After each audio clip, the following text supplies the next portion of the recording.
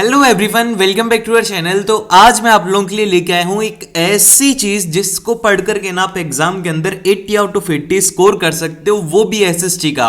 तो आज हम लोग करने वाले हैं हिस्ट्री का फुल सिलेबस रिवीजन, और बहुत ही जल्दी हम लोग इसका रिवीजन करेंगे। आपके एग्जाम से पहले आपको ये पूरा देखना चाहिए, और उसी के साथ में जिस तरीके से आपको ये हिस्ट्री का मिल रहा है, बाकी आपको फिजिक्स का, केमिस्ट्री का, सभी का मिलेगा। वो जब मिलेगा जब आप सब्सक्राइब करेंगे। सब्सक्राइब करने से आपको ये पता लग जाएगा कि हाँ, आज ये वाली वीडियो आई है, तो आप उसको जाकर के उसी टाइम देख सकते हो। इसीलिए सब्सक्राइब करना जरूरी होता है, और लाइक मेरे लिए कर देना, मेरे को भी अच्छा लग जाएगा। तो फिर देखो, बिना टाइम वेस्ट किए जल्दी से स्टार्ट करते हैं। The rise of nationalism in Europe, कि यूरोप के अंदर जो नेशनलिज्म था वो किस तरीके से स्टार्ट हुआ था। तो सबसे पहले इसकी थोड़ा सा बेसिक इंट्रो लेते हैं, थोड़ी फील लेते हैं। वो ये है कि during the 19th century the idea of nationalism made changes in a political and the mental world of Europe. तो यहाँ पर 19th सेंचुरी के अंदर जो नेशनलिज्म का आइडिया था, अब देखो नेशनलिज्म क्या होता है, इसको पैट्रियोटिज्म भी कहा जाता है, जिसका मतलब ये होता है कि आपकी फीलिंग होती है, आपका लव होता है, आपका ग्रेटिट्यूड होता है आपकी कंट्री को लेकर के, उसको नेशनलिज्म कहा जाता है। जैसे कि अब हमारा मन है, हमारा जो दिल है, हमारा प्रेम है, वो किसके लिए, वो है इंडिया के लिए। दूसरी कंट्री के लिए तो हम चाहेंगे भी नहीं, हम तो ये चाहेंगे कि वो बर्बाद हो जाए, जिससे कि मतलब ऐसा नहीं बोलना चाहिए।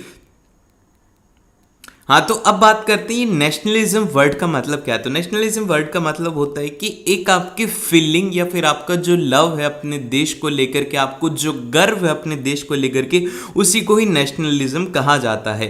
तो यही जो फीलिंग थी वो 19th सेंचुरी के अंदर लोगों के अंदर आने लग गई थी, जिससे कि पॉलिटिकल में भी काफ़ी सारे चेंजेस हुए, और मेंटल जो वर्ल्ड था वहाँ पर भी बहुत सारे चेंजेस होने लगे थे।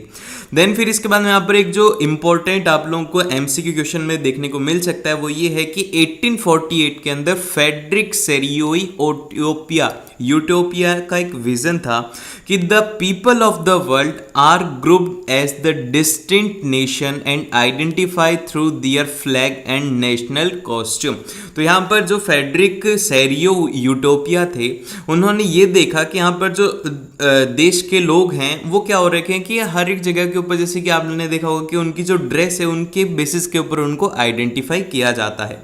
और आप इसको ये भी याद रख सकते हो कि जो फ्रेडरिक सेरियो थे, इन्होंने करा था कि ये क्या थे, एक फ्रेंच आर्टिस्ट थे। इन्होंने विजुअलाइज करा था कि world as the democratic and the social republic. तो ये जो मतलब एक तरीके से आप ये याद रख सकते हो, ये जो फ्रेंच आर्टिस्ट थे काफ़ी ज़्यादा एक इनका इंपॉर्टेंट रोल था। आपको इतना याद रखने की जरूरत नहीं, आप तो बस ये याद रखो कि इन्हीं की वजह से डेमोक्रेटिक और जो सोशल रिपब्लिक था वो इन्हीं की वजह से स्टैब्लिश हुआ था, विजुअलाइज हुआ। फिर इसके बाद में जो नेक्स्ट टॉपिक आता है कि the French revolution and the idea of nation. तो ये कहाँ से आया था? सबसे पहले तो ये भी क्वेश्चन बन सकता है कि the first clear expression of nationalism came in the French revolution in 1789, justify this statement. तो आपको ये सब कुछ वापस से लिखना होगा, ये जितने भी पॉइंट्स हैं ये। सबसे पहला पॉइंट ये आता है कि the steps taken by the French revolutionaries to create a sense of collective identity among the French revolution people. तो सबसे पहला काम ये था कि सभी लोगों के बीच में कॉमन आइडेंटिटी या फिर एक उनकी कलेक्टिव आइडेंटिटी होनी चाहिए। और यहीं से एक आइडिया है कि जो नया आइडिया है वो आया कि ला पैट्रिस, मतलब कि द फादरलैंड, जो कि एक फ्रेंच का वर्ड है, उसका मतलब ये होता है कि द फादरलैंड। और फिर उसके बाद में यहाँ पर आता है कि लेस सिटियोन का मतलब होता है कि the citizen emphasises the nation to united community enjoying the equal rights under the construction. मतलब एक तरीके से आपको ये याद रखना है कि जो भी राइट्स थे वो सभी सिटीजन्स के फेवर में होनी चाहिए, कि इक्वलिटी बिफोर लॉ, वो सब कुछ यहाँ पर इंट्रोड्यूस करा जाएगा। एंड इसके बाद में आता है कि the state general was elected by the body of active citizen. जो भी स्टेट जनरल होगा वो एक्टिव सिटीजन्स के द्वारा ही इलेक्ट करा जाएगा, और रीनेम्ड, जिसको कि रीनेम कर दिया गया नेशनल असेंबली के अंदर। देन फिर इसके अपने यहाँ पर एक नेक्स्ट जो नया काम करा गया वो करा गया कि a new try colour flag आएगा यहाँ पर, कि एक नया 3 कलर का एक फ्लैग इंट्रोड्यूस करा गया। एंड एक नए हाइमन्स एंड ओथन्स वर टेकन। तो यहाँ से ओथ जो थे उनको ले लिया गया था। फिर उसके बाद में जो नेक्स्ट पॉइंट था कि सेंट्रलाइज द एडमिनिस्ट्रेटिव सिस्टम। जो पूरा एडमिनिस्ट्रेशन सिस्टम था उसको एक जगह पर सेंट्रलाइज कर दिया गया कि वो हर जगह से उसको कंट्रोल कर पाए।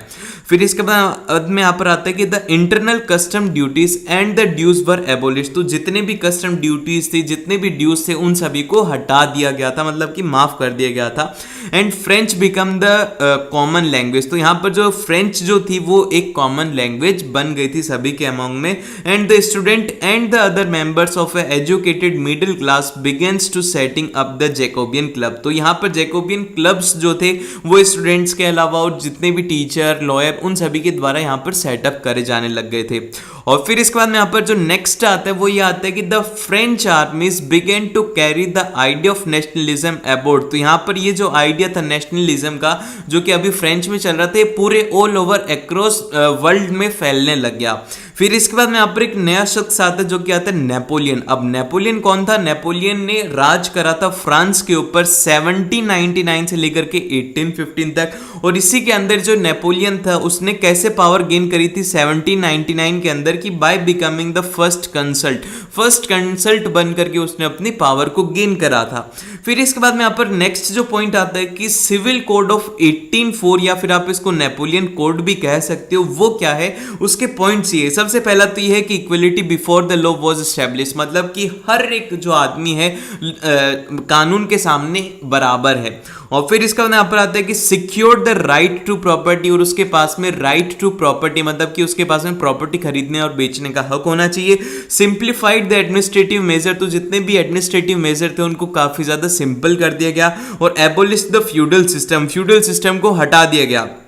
एंड फिर इसके बाद में यहाँ पर क्या हुआ कि freed the peasant from the serfdom and the manorial dues. आप ये ना लिख करके ये भी बोल सकते हो कि freed the peasant from the remaining dues. और फिर इसके बाद में यहाँ पर आते हैं ग्लाइड रेस्ट्रिक्शन वर रिमूव। तो ग्लाइड का मतलब ये होता है कि यहाँ पर एक ग्रुप होता है, जैसे कि आप लोग सभी लोग मिलकर के ग्रुप बना लो तो उसको ग्लाइड कहा जा सकता है, जो कि यहाँ से हटा दिया गया था।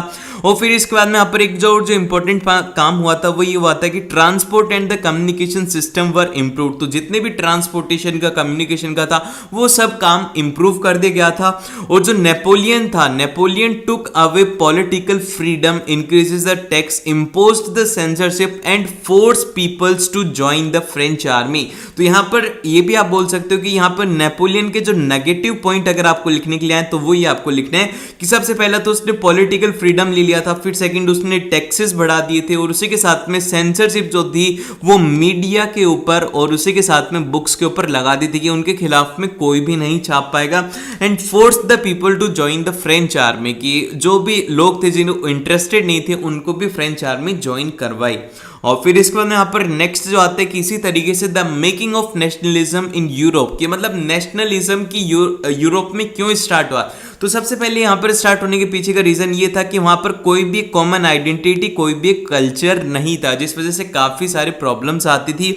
और वहीं पर अगर बात करें जैसे जर्मनी हो गया, स्विट्जरलैंड हो गया, इटली हो गया, ये सब जो कंट्रीज थी इनको डिवाइड कर दिया गया था किंगडम्स के अंदर, जहां पर की जो रूलर्स थे उनके पास में उनकी खुद की ऑटोनॉमस टेरिटरीज थी जो कि यूरोप के पास में नहीं थी। तो यहीं से इनके पास में आइडिया आया कि हमें भी नेशनलिज्म ऑफ यूरोप करना चाहिए। और यहीं पर ही फिर एक नया जो टर्म आता है वो आता है हैब्सबर्ग एम्परर का। हैब्सबर्ग एम्परर कौन था? हैब्सबर्ग एम्परर वो था जिसने की रूल करा था ऑस्ट्रियो हंगरी। अब ऑस्ट्रियो हंगरी के ऊपर जो रूल कर रहा था उसका नाम था हैब्सबर्ग एम्परर। और फिर उसी के साथ में अगर बात करें हंगरी जो कंट्री थी उसके साथ में एक प्रॉब्लम ये थी कि उसके जो आधे पॉपुलेशन थी वो तो बोलती थी मैगियर, और जो बची हुई आधी पॉपुलेशन थी वो बोलती थी डायलेटिस्ट। तो यहाँ पर काफी सारी प्रॉब्लम्स आती थी लैंग्वेज को लेकर के। फिर इसके बाद में नेक्स्ट जो टर्म आती है वो आती है एरिस्टोक्रेसी। ये एग्जाम के अंदर 2 नंबर के क्वेश्चन में आ सकता है। तो आपको याद क्या रखना है कि एरिस्टोक्रेसी का मतलब ये होता है कि द लैंड ओनिंग क्लास, जिसके पास में की जमीन होती है उसी को ही एरिस्टोक्रेसी कहा जाता है। और ये लोग क्या होते हैं? Usually spoke French connected by the ties of a marriages. तो यहां पर क्या हुआ कि ये लोग फ्रेंच स्पीक करते हैं और इनको कनेक्ट करा जाता है, मैरिज के थ्रू इनको कनेक्ट कर दिया जाता है। और ये यूजुअली क्या होता है कि स्मॉल ग्रुप्स होते हैं, काफ़ी सारे छोटे छोटे ग्रुप होते हैं जिनको कि एरिस्टोक्रेसी कहा जाता है। फिर इसके बाद में यहाँ पर आता है पीजेंट्री। अब पीजेंट्री क्या होता है? जो कि मेजोरिटी ऑफ पॉपुलेशन होती है उसी को ही पीजेंट्री कहा जाता है। और यहाँ पर एक नई टर्म आती है वो आती है मिडिल क्लास, उस टाइम के अकॉर्डिंग, जो कि एक नई सोशल क्लास थी जिसके पास में emerges with the growth of the town and emerges of a commercial class, जो कि यहाँ पर कमर्शियल क्लास के थ्रू ही आती थी। और फिर इसके बाद में जो नेक्स्ट आता है कि where did the liberal nationalism stand for. अब सबसे पहले लिबरल वर्ड का मतलब होता है आजादी और नेशनलिज्म का मतलब होता है कि देश के प्रति प्यार। तो यहाँ पर कब हुआ कि इसे जो देश के प्रति प्यार है उसको आजादी में कन्वर्ट करा जाएगा, ये कैसे स्टार्ट हुआ था? तो सबसे पहले अगर बात करें 19th सेंचुरी में, तो वहां पर यूरोप जो था, Europe were clearly closely allied to the ideology of liberalism. तो यहाँ पर जो सिंपल सी बात यह है कि 19th सेंचुरी के अंदर यूरोप के अंदर जो था वो सिंपल से आने लग गई थी कि हमें यार मतलब आज़ादी चाहिए, हमें फ्रीडम चाहिए। और वो क्यों चाहिए, सबसे पहले उसको जानने से पहले हम क्या करेंगे, लिबरलिज्म का मतलब क्या होता है। Liberalism stood for the freedom for the individuals and the equality of all before the law. मतलब लिबरलिज्म का मतलब ये होता है कि आपको हर एक फ्रीडम है इंडिविजुअल होने के तहत, और उसी के साथ में आपको इक्वलिटी रहेगी लॉ के सामने, चाहे से आप अमीर हो गरीब हो, लॉ के सामने सब कुछ सेम रहेगा। And the end of autocracy and serial privileges. तो यहीं से क्या हुआ कि ऑटोक्रेसी खत्म हुई और सीरियल प्रिविलेजेस स्टार्ट हो गए। And a constitution and a representative government through parliament. और यहीं से कॉन्स्टिट्यूशन और एक रिप्रेजेंटेटिव गवर्नमेंट पार्लियामेंट के अंदर आई। और फिर इसके बाद यहाँ पर आता है कि the right to vote and to get elected was generated exclusive to the property owning members. तो यहाँ पर एक जो राइट टू वोट था कि बस वोट वही लोग करेंगे जिनके पास में प्रॉपर्टी है, और या फिर वो कर सकते हैं, वही वोट भी दे सकते हैं और वही जीत सकते हैं। जिन लोगों के पास में प्रॉपर्टी नहीं है और जो औरतें हैं उनके पास में कोई भी पॉलिटिकल राइट्स नहीं थे। And the abolition of state impose the restriction on the movement of goods and capital. और इसी के साथ में क्या हुआ कि जो रेस्ट्रिक्शन लगा दी गई कि यहाँ से कोई भी ना तो गुड्स मतलब कि एक तरीके से सामान लाया जाएगा और ले जाया जाएगा, और उसी के साथ में कैपिटल मतलब कि जो पैसा है वो भी इधर उधर ट्रांसफर नहीं होगा। और अगर एक मर्चेंट जो था, जैसे कि अगर मान लो कि एक व्यापारी है, वो क्या करता था कि 1833 में हमबर्ग से न्यूमरबर्ग में जाना होता था उसको अपना सामान बेचने के लिए। तो यहाँ से क्या होता था कि उसको पास होना होता था काफ़ी सारे पैरेलल ड्यूटीज बैरियर के थ्रू, जिससे कि क्या होता था कि उसको 5% का कमीशन जो था दोनों तरफ देना होता था, जिस वजह से उसको काफी ज्यादा लॉस होता था। और फिर इसके बाद में यहाँ पर आते हैं ट्रीटी ऑफ वीना। अब ट्रीटी ऑफ वीना क्या होता है, वो होता है 1815 के अंदर। अब ये क्या था, मतलब क्या टर्म आ गई, ये तो एग्जाम के अंदर आ सकता है आपके कि what is the treaty of Veena. तो आपको यहाँ पर सिंपल से एक्सप्लेन करना होगा कि Bourbon dynasty was restored to power in France. तो यहाँ पर एक जो डेंसिटी थी जिससे कि क्या हुआ कि पावर वापिस से लाने के लिए फ्रांस के अंदर उसका नाम दिया गया था ट्रीटी ऑफ वीना। और इसी के साथ में अगर बात करें कि a series of state created on the French boundaries for preventing French expressions in the future. और काफी सारे एक स्टेट क्रिएट करे गए फ्रेंच के अंदर जो कि एक तरीके से बाउंड्री थी कि फ्रेंच एक्सप्रेशन को फ्यूचर में ले जाने के लिए। और German confederation was left untouched. और जितना भी जर्मन कन्फेडरेशन था उसको बिना हाथ लगाए ही छोड़ दिया था। And main intention was to restore the monarch that had been overthrown by the Napoleon. और सिंपल सा इनका इंटेंशन ये था कि फिर से मोनार्की लाओ जो कि नेपोलियन ने उठा करके फेंक दिया था। और फिर इसके बाद यहाँ पर एक फेमस पर्सनैलिटी आती है जो कि आती है गुसेप माजिन। अब गुसेप माजिन कौन थे, इनका जन्म हुआ था जियोन में, कहां पर 1807 के अंदर इनका जन्म हुआ था। और ये एक मेंबर थे सीक्रेट सोसाइटी ऑफ कैम्बोडियन के, काफी सारे सीक्रेट मेंबर थे, मतलब सीक्रेट एजेंट के रूप में याद रख सकते हो इनको।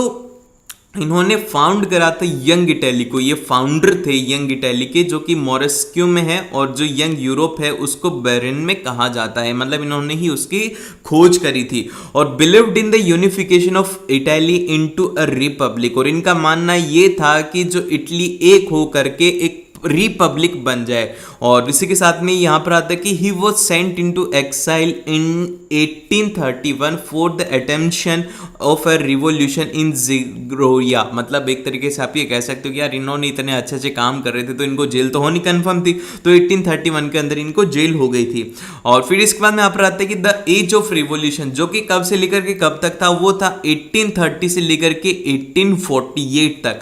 जब क्या क्या हो रहा था, तो यहाँ पर ही हो रहा था कि जुलाई 30 की अगर बात करें 1830 की, तो यहाँ पर जो बर्बन किंग थे, bourbon king of France overthrown and a constitutional monarchy was established. तो यहाँ पर सिंपल सी बात है कि जो किंग थे उनको उठा करके फेंक दिया गया और कॉन्स्टिट्यूशनल मोनार्की को एस्टैब्लिश करा गया था। और उसके बाद में यहाँ पर हुआ था कि बेल्जियम जो था उसको broke away from the United Kingdom of Netherland, और जो बेल्जियम था उसको तोड़ दिया गया था यूनाइटेड किंगडम से नीदरलैंड के। और फिर इसका यहाँ पर आता है कि Greek which had been a part of Ottoman emperor since 15th century struggled for the independent nation.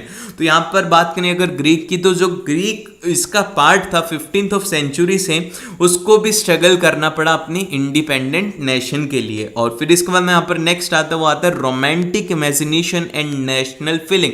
अब जैसे ये रोमांटिक वर्ड सुन रहे हो, इसको सुनकर के कई अजीब सी फीलिंग आ रही कि यहाँ पर कैसे आ गए, हिस्ट्री में ये कैसे आ गया। तो देखो, रोमांटिक इमेजिनेशन का मतलब यहाँ पर ये है कि जो पोइट होते हैं वो क्या इमेजिन करते हैं, जैसे कि वो कविताएं लिखते हैं, कुछ अच्छी अच्छी रोमांटिक कविताएं वगैरह लिखते हैं, वो ऐसे सॉन्ग्स लिखते हैं, तो उससे क्या होता है कि एक रोमांस की फीलिंग जनरेट होती है। तो उस टाइम पर क्या हुआ कि जो नेशनल फीलिंग जनरेट करने का काम था, इन पोइट्स ने काफ़ी सारा करा था।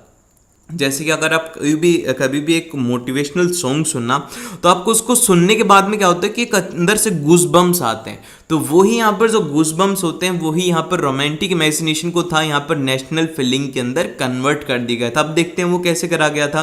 Culture played an important role in creating the idea of nation. Art, poetry, stories and music help to express the shape of nationalist feeling.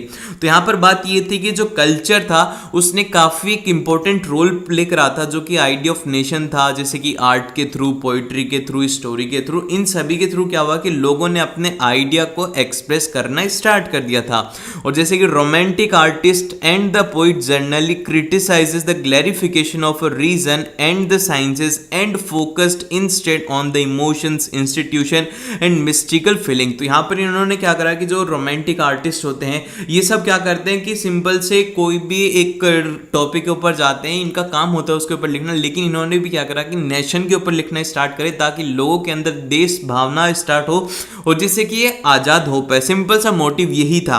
And the national feeling was kept alive through the music and the language. और एक गानों के through और एक भाषा के through एक national feeling को जगा करके रखा लोगों के अंदर। And the language too played an important role in developing nationalist sentiment. और यहाँ पर जो लैंग्वेज थी उसने काफ़ी सारे नेशनलिस्ट सेंटिमेंट जनरेट कर दिए थे लोगों के अंदर। और फिर इसके बाद यहाँ पर आता है कि लैंग्वेज मतलब ये फिर से पॉइंट रिपीट हो गया, Russian language was imposed everywhere. और हर जगह के ऊपर क्या हो रहा था कि रशियन लैंग्वेज ही बनाई जा रही थी, लेकिन अंदर ही अंदर क्या हो रहा था कि जो पोइट्स वगैरह थे वो अपनी ही कविता के अंदर, अपनी भाषा के अंदर कविता लिख करके एक नेशनलिज्म जनरेट कर रहे थे।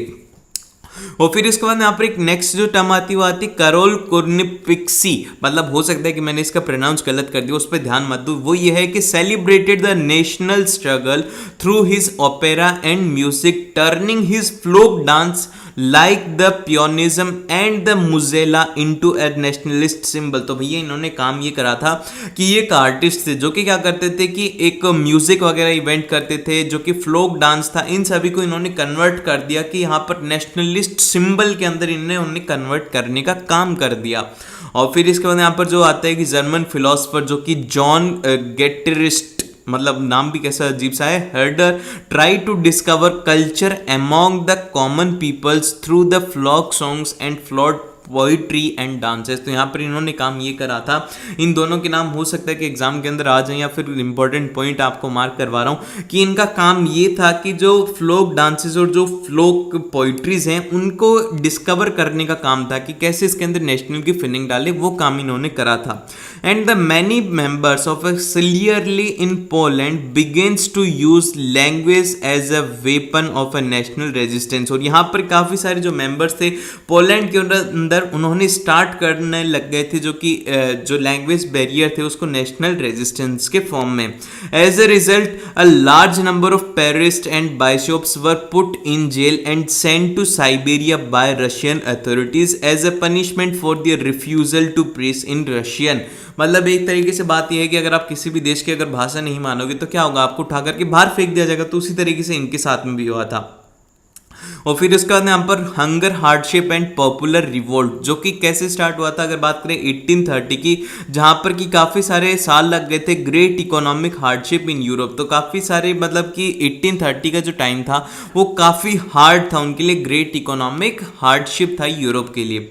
और फिर इसके बाद यहाँ पर आते हैं कि in the most countries there were the more seekers of a job than employment. तो यहाँ पर ये जो कंट्रीज थे इनके अंदर हालत ये थी कि भैया कोई तो नौकरी दे दो, कोई तो नौकरी दे दो, जबकि कोई नौकरी बनाने वाला नहीं था। सभी यही सरकार से बोल रहे थे कि नौकरी दे दो। सरकार कौन सी नौकरी पैदा करती है अपने से, वो तो कोई लोग देने वाले होते, तो वहां पर अपॉर्चुनिटी जनरेट होती है।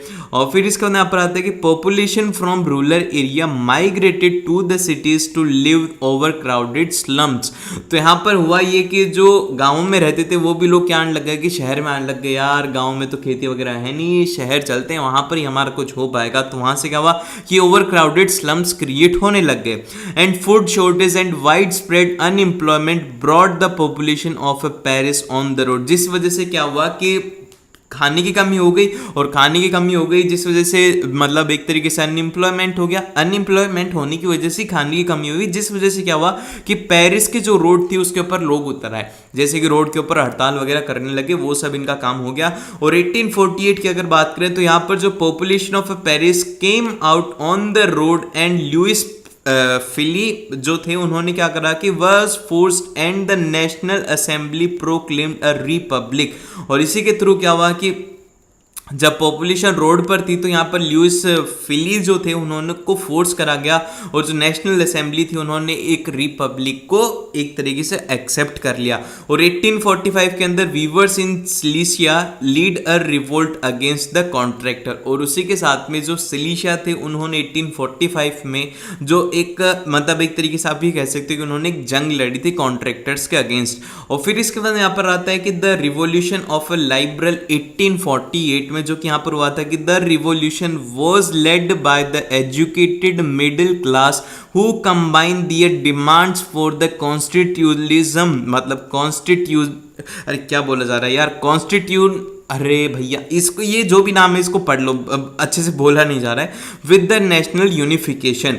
और फिर इसके बाद में यहाँ पर आता है कि the making of Germany and Italy, ये किस तरीके से बने थे। तो यहाँ पर नेशनलिस्ट फीलिंग वॉज वाइड अप्रो, मतलब एक तरीके से आप ये बोल सकते हो कि अपने देश की भावना जो थी वो हर जगह पर जाने लग गई थी, जो कि मिडिल क्लास लोगों के अंदर ज़्यादा आने लग गई थी।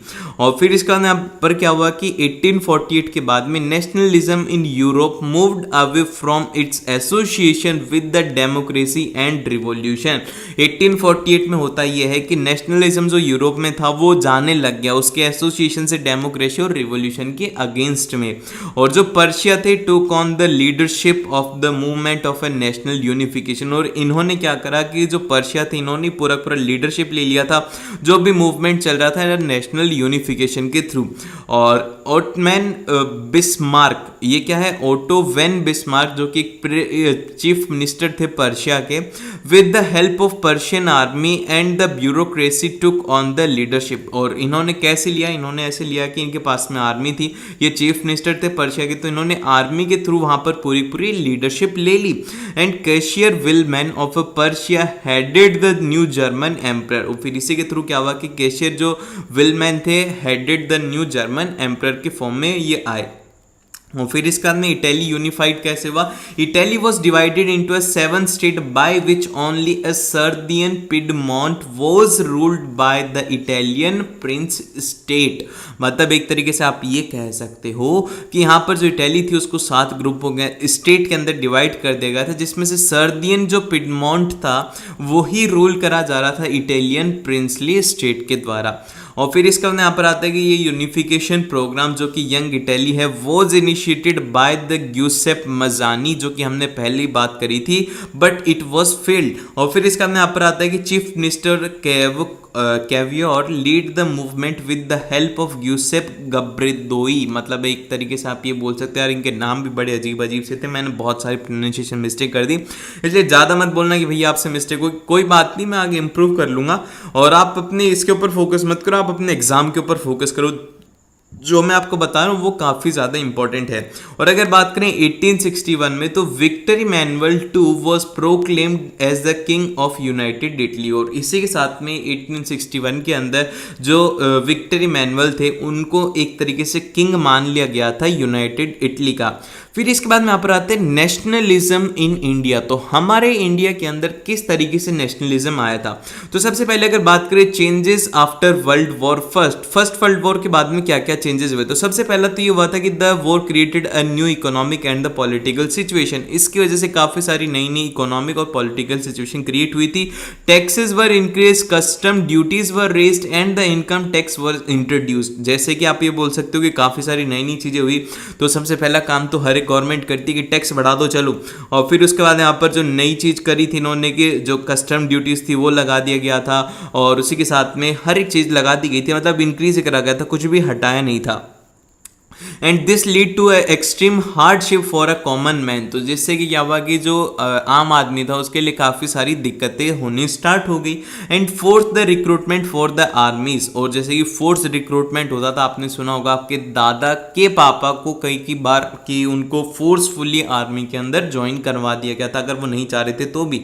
देन फिर इसके बाद में क्या हुआ कि 1918 और 1920 से 21 के बीच में मतलब हाँ 4 साल हो गई है। 4 साल तक क्या हुआ कि क्रॉप फेलियर हो गया, जिस वजह से क्या हुआ कि feminism made a verse situation. ऐसा तो हो ही रहा था, उसी के साथ में ये सब भी हो गया कि अकाल पड़ गया, तो जिस वजह से और भी सिचुएशन खराब हो गई। और this leads to and the 12 to 13 million deaths in 1921, जिससे कि क्या हुआ कि 1.2 करोड़ से लेकर के 1.3 करोड़ तक लोग मर गए। ये भी नहीं पता कि कितने लोग मर गए थे। और फिर इसके बाद यहाँ पर आता है कि द आइडिया ऑफ सत्याग्रह कहाँ से आया था यहाँ पे। तो Mahatma Gandhi ji return to India in जनवरी 1915 के अंदर वो इंडिया आए थे वापस। तो उन्होंने क्या करा कि मतलब उनके दिमाग में था कि यार हमें कुछ करना है, इंडिया को आज़ाद करवाना है। तो उन्होंने क्या करा कि सत्याग्रह लॉन्च करा। अब सत्याग्रह होता क्या है, सत्याग्रह 2 वर्ड से मिलाकर के बनाया जाता है, सत्य प्लस ग्रह। सत्य का मतलब होता है ट्रुथ और ग्रह का मतलब होता है कि टू होल्ड द फर्म, ये होता है सत्याग्रह का मतलब। और इसके पीछे की फिलॉसफी क्या थी, इसके पीछे की फिलॉसफी ये थी कि if cause is true, struggle is against injustice, then the physical force is not required to fight against oppressor. मतलब ये है कि अगर आपका कोज सही है, अगर आपका कोज सच्चा है और आपका स्ट्रगल इनजस्टिस मतलब कि अन्याय के खिलाफ है, तो आपको कोई भी फिजिकल फोर्स की जरूरत नहीं है अपने दुश्मन से लड़ने के लिए। Oppressors should be pressured to see the truth instead of being forced to accept the truth through the violence। तो इनका मानना ये था कि जो आगे वाला, आप ये बोल सकते हो कि आपका दुश्मन है, उसको आपको वायलेंस के थ्रू समझाने की जरूरत नहीं है। उसको ऐसा नहीं है कि आप अपनी ताकत दिखा करके तू साइन कर मैं तेरे को चक्कू मार दूंगा, वो सब दिखाने की जरूरत नहीं है आपको वायलेंस के थ्रू। आपको सिंपल, अगर आप नॉन वायलेंट भी रहेंगे तो भी वहां पर उसको सब कुछ दिख जाएगा। और फिर इसके बाद यहाँ पर आते हैं चंपारण बिहार, जो कि यहाँ पर एक इंपॉर्टेंट आपके मैप वर्क से भी रिलेटेड है। तो उसी के साथ में बता देता हूँ कि आपको मैप वर्क अगर देखना है तो इससे पहले वाली वीडियो देख लेना, वहाँ पर आपको कंप्लीट मैप की जानकारी मिल जाएगी।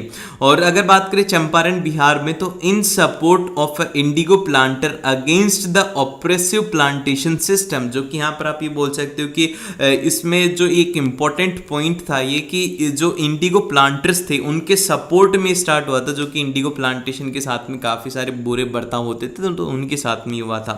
फिर इसके बाद आदमी हाथ पर आता है खेदा, जो कि गुजरात के अंदर 1917 की बात है कि supporting peasants affected by the crop failure revenue relaxation. मतलब एक तरीके से कहने की बात यह है कि फसल खराब हो गई तो क्या बोला गया कि जो लोग हैं, जो प्लीजेंट्स हैं, उनको थोड़ा टैक्स के थ्रू रिलीफ दे दिया जाए। सरकार तो ऐसी थी नहीं, सरकार बहुत हरामी थे ब्रिटिशर्स।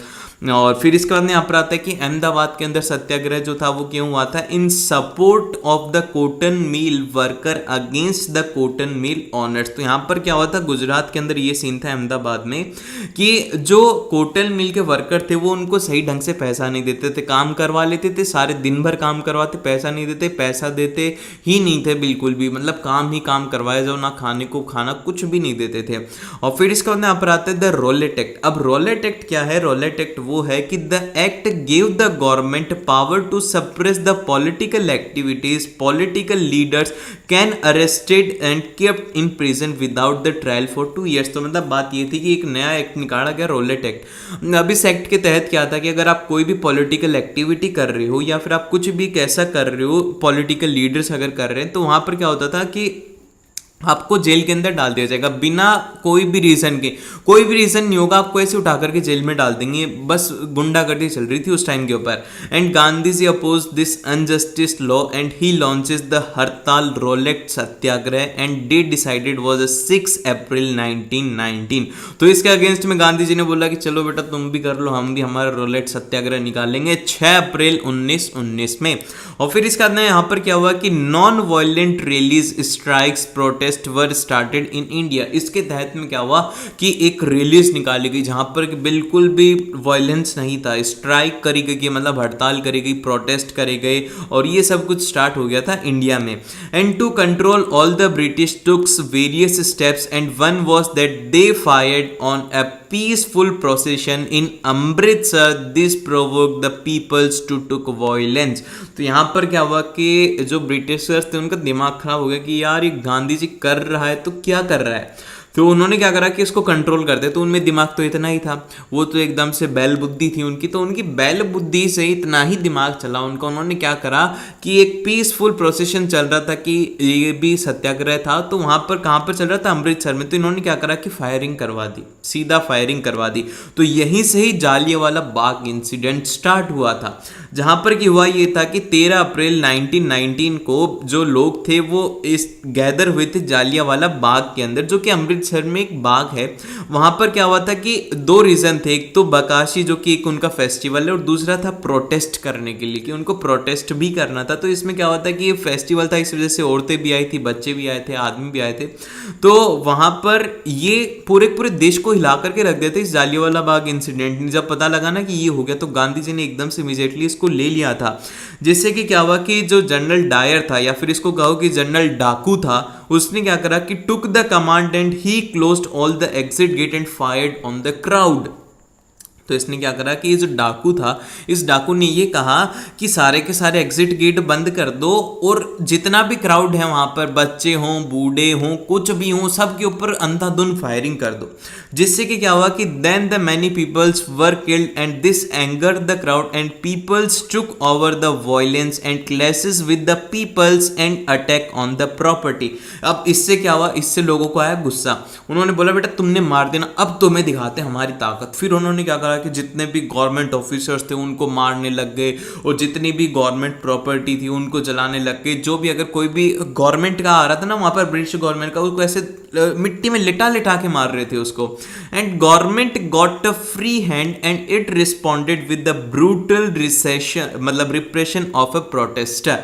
और फिर इसके बाद यहाँ पर आता है खिलाफत मूवमेंट। अब खिलाफत मूवमेंट क्या था, ये स्टार्ट हुआ था 1919 से 1924 तक। अब ये क्या था भैया, ये था कि जो एम्परर थे ओटोमन के, वो वर्ल्ड वॉर फर्स्ट के अंदर हार गए थे। जिससे कि क्या हुआ कि अफवाहें फैलाई गई कि उनके साथ में harsh peace treaty was going to imposed on him. मतलब एक तरीके से अफवाह ये फैलाई गई थी कि उनके साथ में व्यवहार अच्छा नहीं होगा, उनको टॉर्चर करा जाएगा। क्योंकि ये जो ओटोमन के एम्परर थे ये थे खलीफा। मतलब खलीफा जो थे वो, जो मतलब एक तरीके से आप कह सकते हो कि खलीफा जो किंग थे ओटोमन के, और ये मुस्लिम जो होते हैं, मुस्लिम कम्युनिटी जो होती है, इनके अंदर इनको स्पिरिचुअल हेड माना जाता है। Because the Ottoman king was considered as a spiritual head of Islamic world. तो अगर आप मान लीजिए कि आपके स्पिरिचुअल हेड के साथ में अगर कोई ऐसी अफवाह फैला दी जाए कि उनके साथ में बर्ताव अच्छा नहीं होगा, तो सारी की सारी कम्युनिटी को घुसाएगा। वही यहाँ पर हुआ कि प्रोटेस्ट से स्टार्ट हो गया खिलाफत मूवमेंट के द्वारा, उसी को ही यहाँ पर खिलाफत मूवमेंट कहा जाता है। And in India to oppose that, इसको अपोज करने के लिए इंडिया से भी ऑब्वियस सी बात ही जाने थे लोग, तो उन्होंने किसने स्टार्ट करा, मोहम्मद अली और शौकत अली ने स्टार्ट करा खिलाफत कमेटी, जो कि मार्च 1919 में बॉम्बे में स्टार्ट हो गई थी। अब ये जब हुआ था, फिर इसी के बाद में जो अगला आता है वो आता है भैया नॉन कॉरपोरेशन मूवमेंट, कि हम कॉरपोरेट नहीं करने वाले। अब तुम्हें जो करना था वो हमारे कॉरपोरेशन की वजह से ही कर पा रहे थे, जो वो राज कर रहे थे वो हमारी वजह से कर रहे थे। सच बात मैं बताऊं आपको, जो भी मतलब एक तरीके से आप ये बोल सकते हो कि जो ब्रिटिशर्स का रास्ता वो हमारी वजह से, अगर हम उसी टाइम पर ही बोल देते कि हमें नहीं करवाना राज, आप हमारे ऊपर नहीं कर सकते, तो भैया वो करते ही नहीं। अगर आपके ऊपर अत्याचार हो रहा है, अगर आपके नंबर कम आ रहे हैं, तो भैया उसके पीछे का बेसिक लॉजिक यही है कि तुम खुद पढ़ाई नहीं कर रहे हो, तुम्हारी वजह से सब कुछ हो रहा है। तो वही यहाँ पर हुआ। तो गांधी जी ने क्या करा कि उनकी जो एक बुक थी हिंद स्वराज, जो कि 1909 में, तो यहाँ पर इन्होंने बोला कि British rule in India because of the corporation of Indians and survive just because of the corporation of Indian. If Indians not corporate the British rule in India collapse within a year. Gandhi ji का मानना यह था कि भैया corporation जो है Indians की, Indian ने इनको छूट दे रखी है, अगर सभी के सभी डंडा उठा लें तो इनको है ना भागना पड़ेगा, सब कुछ छोड़ छाड़ के धोती उठा के भागते फिरेंगे बस। तो फिर इसी के अकॉर्डिंग ये इनका था। और फिर इसके बाद में ये जो नॉन कॉर्पोरेशन था, ये मूवमेंट कैसे बना, तो यहाँ पर ये it should be unfolded in stage. तो यहाँ पर सरेंडर हो गए, surrender of titles that the government awarded and boycott of the civil services, army, police, courts, schools, foreign goods. तो यहाँ पर देखो सबसे अच्छा फायदा हुआ था बच्चों को कि बाइकआउट करना था सिविल सर्विसेज को, जितनी भी आर्मी है उनको बाइकआउट कर दो, पुलिस को बाइकआउट कर दो कि पुलिस में जितने भी ऑफिसर्स हैं इंडियंस वो आ जाओ भैया घर पे, कोर्ट वाले बाइकआउट कर दो। सबसे अच्छा हुआ तो स्कूल वाले, बच्चों ने बोला स्कूल ही नहीं जाना, बंद नहीं जाना स्कूल। और उस टाइम पर गवर्नमेंट जो इंडियन स्कूल्स थी वो थी नहीं, तो वो घर पे बैठ गए, टीचर्स हो गए। तो यहां से स्टार्ट हुआ था नॉन कॉर्पोरेशन एक मूवमेंट की तरह। Then in case of a government used a repression the few civil disobedience campaign would be launch. तो यहां से क्या हुआ कि अगर मान लो कि कुछ होता है तो यहां से एक मूवमेंट की तरह इसको लॉन्च करा जाएगा।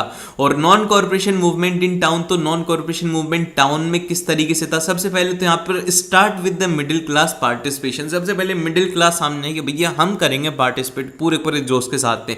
तो इन्होंने किया क्या कि student left the government schools and college. तो सबसे पहला काम तो स्टूडेंट ने करा कि हमें नहीं करनी स्कूल कॉलेज, छोड़ो नहीं करनी। और फिर इसका सेकंड काम करा गया टीचर्स ने। अब टीचर ने बोला कि यार जब बच्चे नहीं है तो हम भी छोड़ देते, टीचर और हेडमास्टर ने रिजाइन कर दिया।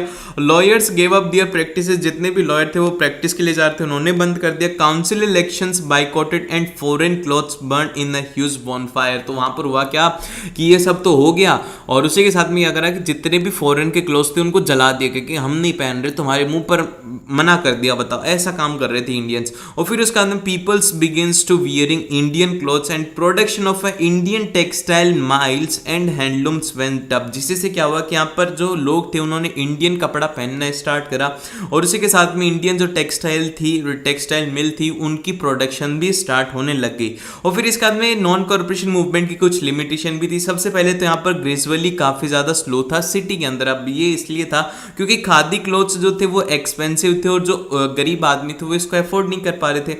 फिर सेकंड ये था कि due to the absence of alternative Indian institution, जो कि आप बोल सकते हो कि स्कूल्स और कॉलेजेस हैं ही नहीं, तो बच्चे आराम से घर पे बैठ के करेंगे तो क्या करेंगे। ट्रिकलिंग बैक टू मतलब उनको वापस से जाना पड़ा गवर्नमेंट जॉब के ऊपर, और जो लॉयर्स थे उनको कोर्ट वापस से ज्वाइन करी। तो मतलब अगर मान लो कि आप ये कर रहे हो, आपने स्कूल वगैरह छोड़ दी, तो आपके मम्मी पापा तो मतलब आपको भेजने को तैयार है, क्योंकि आप घर को तो क्या बना दोगे मैं बता नहीं सकता।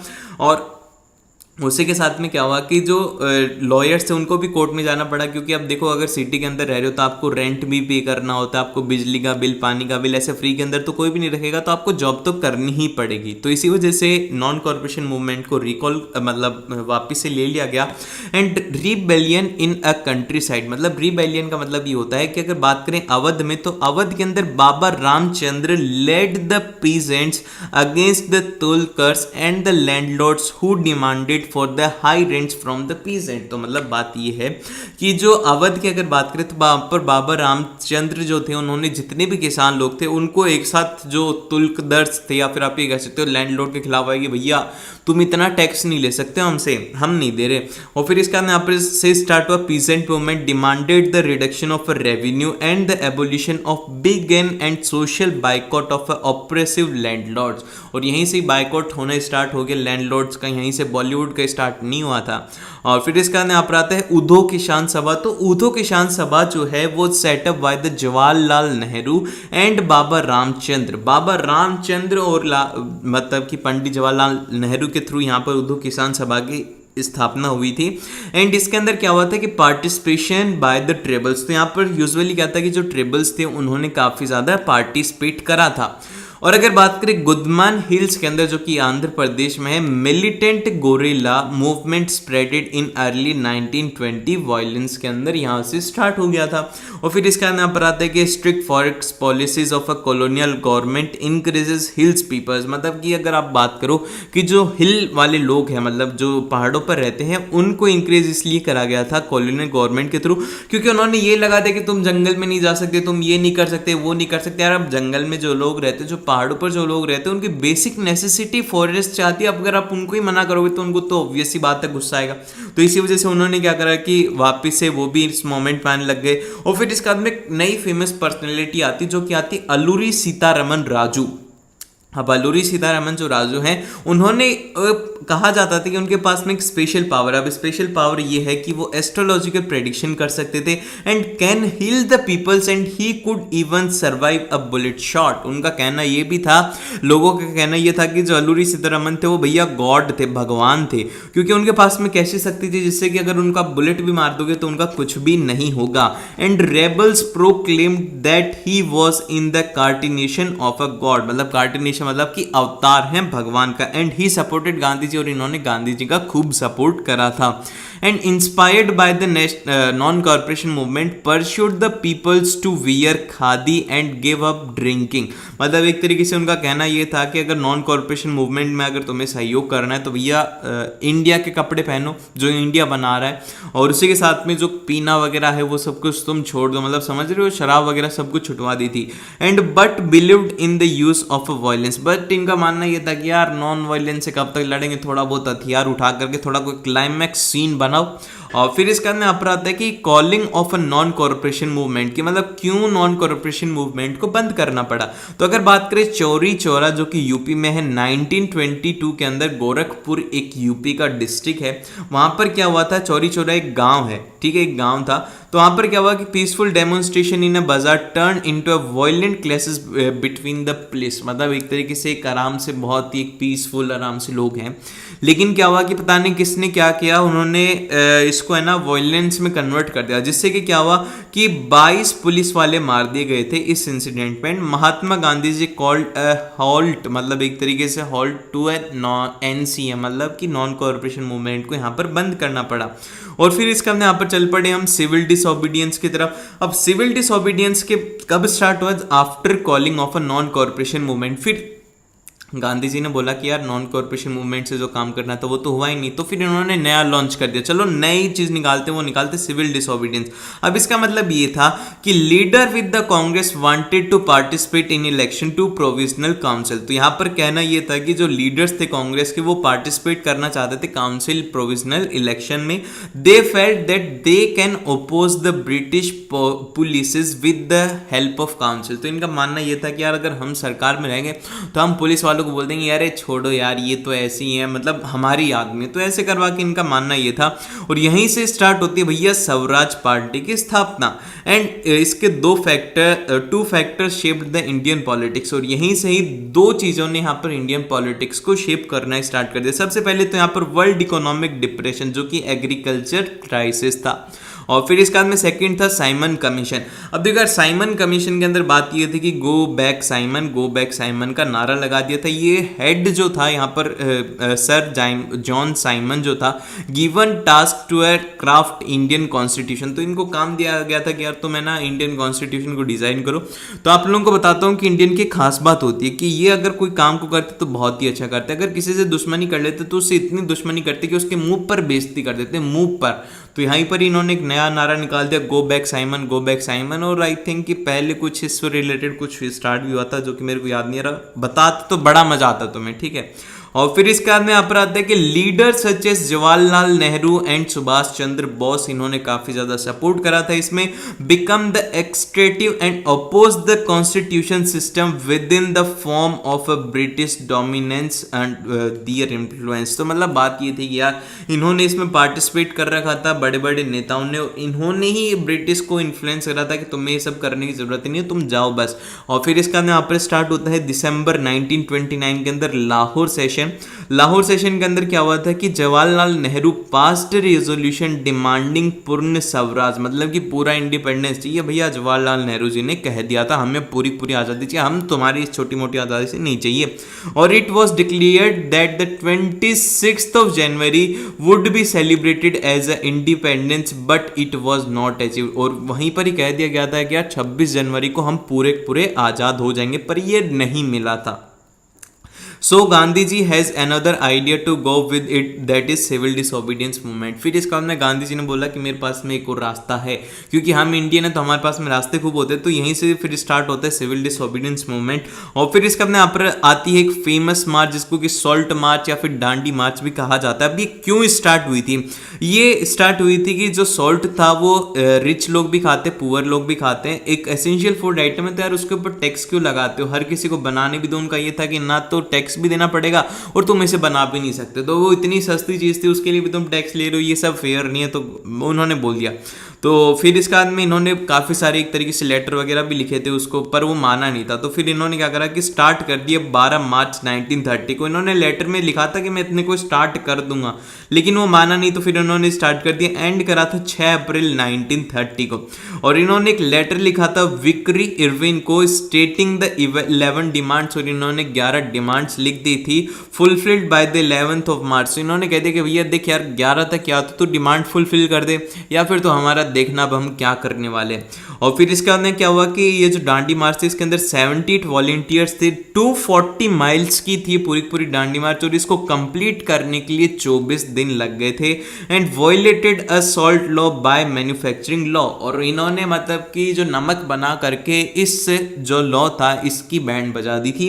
और फिर इसका यहाँ पर ये कहाँ से स्टार्ट हुई थी? साबरमती से लेकर के डांडी तक स्टार्ट हुई थी। और जो इमेज ऑफ भारत माता है वो क्रिएट करी गई थी बंकिम चंद्र चट्टोपाध्याय से, और जो भारत माता की इमेज है मतलब कि वो पेंट करी गई थी अबिंद्रनाथ टैगोर से। इसमें कंफ्यूज मत हो जाना, क्रिएट करी गई थी बंकिम चंद्र चट्टोपाध्याय से, फिर उसका नाम पेंट करी गई थी अबिंद्रनाथ टैगोर से। आई होप कि आपको ये बहुत ही अच्छे से समझ में आएगा। अच्छे से समझ में आए तो भैया लाइक कर देना, शेयर कर देना और सब्सक्राइब कर ही लेना।